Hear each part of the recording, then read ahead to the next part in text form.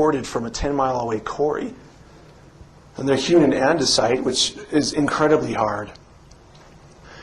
And this is supposedly a dock, a port for ships, even though it's at the altitude of 13,000 feet above sea level right now. It's actually 15 miles away from Lake Titicaca, which name means Lion Cliff. Titicaca does. So you have the Puma Gate and the Lion Cliff in the same area, in an area where no one could grow anything because it's too high, and that supposedly held ships and docks. Here's a picture of the shattered remains of Puma Punku. This is the megalith that weighs around 400 tons. They're shattered and jumbled together like tinker toys.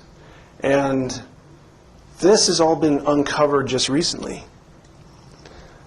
These are some of the newer excavations. They don't have enough money to really take the overburden off the top of it. But again, a geologist will tell you these are Pleistocene alluvials. And they're not just plain Pleistocene alluvials. They're called marine Pleistocenes, which means they were deposited by salt water.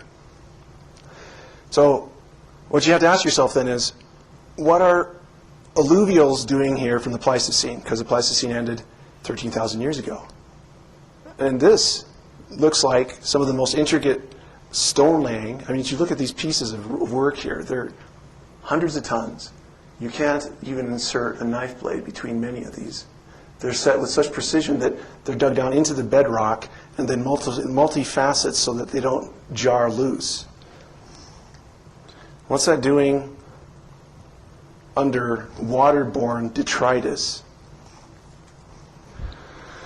It's because it's just like Enoch says. There was a global flood.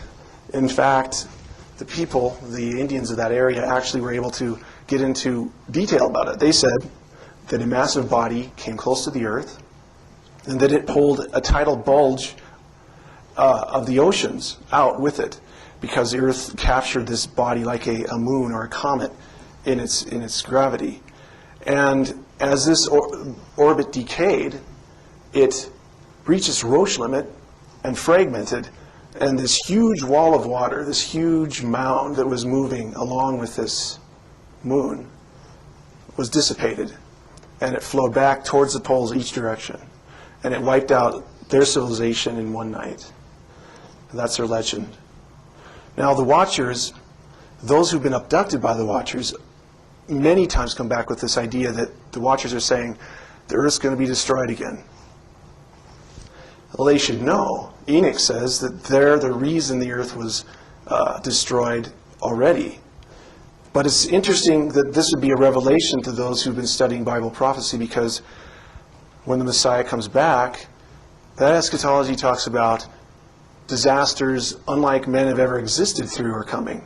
So it's a no-brainer. But the reason they say this is because they want to convey why all this hoopla about connecting the heavens to the earth. Why are they doing this in this way? What they're trying to tell us with the placement of these megalithic sites, they're talking about precession. They're talking about a clock, a cosmic clock, that talks about when the chaos, the destruction, the global decimation will happen again. It's a clock that they're trying to explain to us. They not only have to show us the clock, they have to explain how it works.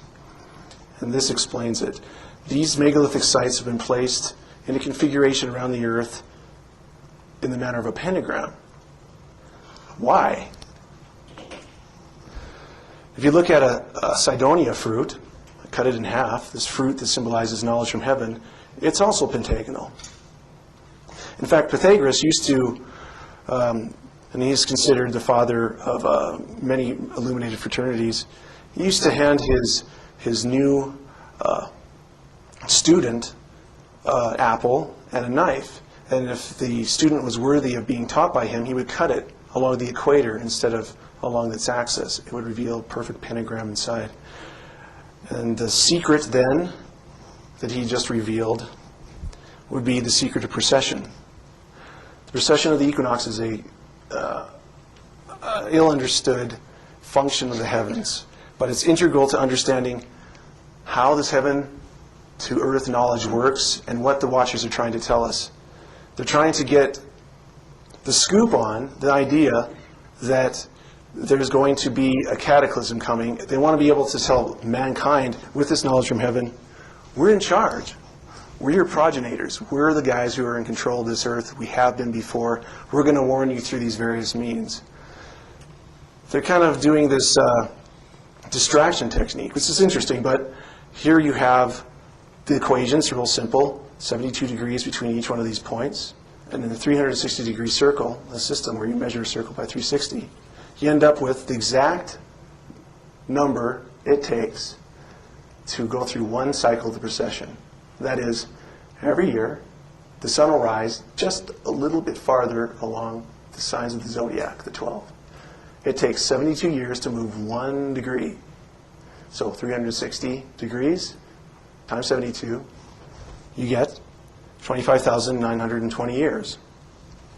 Well, that's like the first hand of the clock, the hour hand, say. It's the major hand, it's the slow hand of the clock that they're talking about, the great celestial clock of doom. You can actually see this precessional number incorporated into the latitude of the crop glyph, the crabwood crop glyph, in 19.47. There is exactly 2,160 miles between these two latitudes, as a crow flies, even over the curvature of the Earth. That's how exact it gets.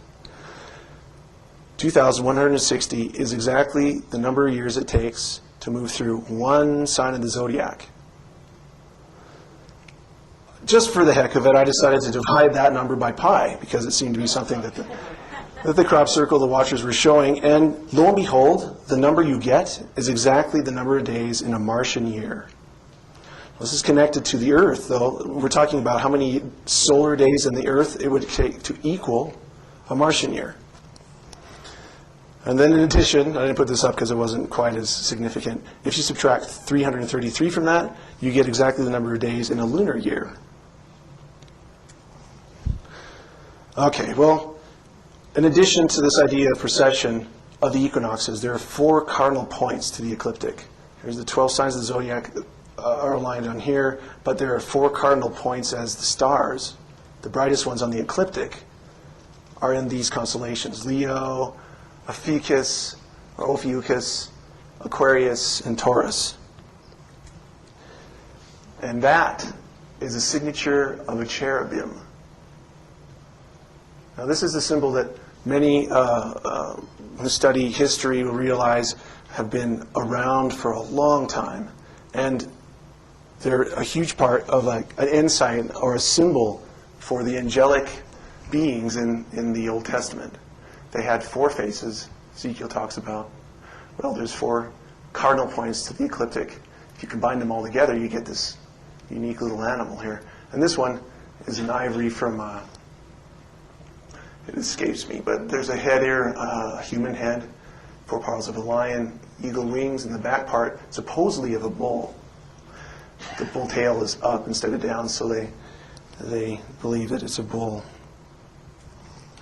It has all the hallmark and stamp of an angelic being, which seems almost like a paradox. If the Watchers are angels, but angels are in the Bible as being good guys, what's the difference? Well, there are moral alignments with angels. There are those who've decided they will do what God wants. There's those who have actually been corrupted, along with the greatest angel, the greatest cherub, whoever was in existence, who was corrupted by his own beauty.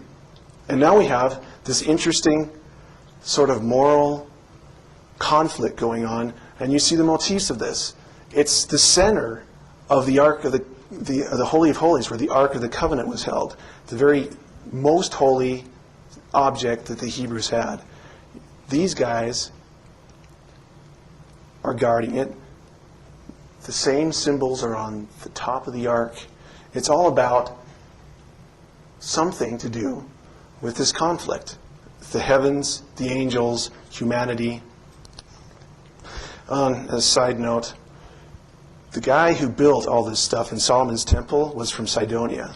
Hiram of Tyre, he was the king of Sidonia. He didn't call himself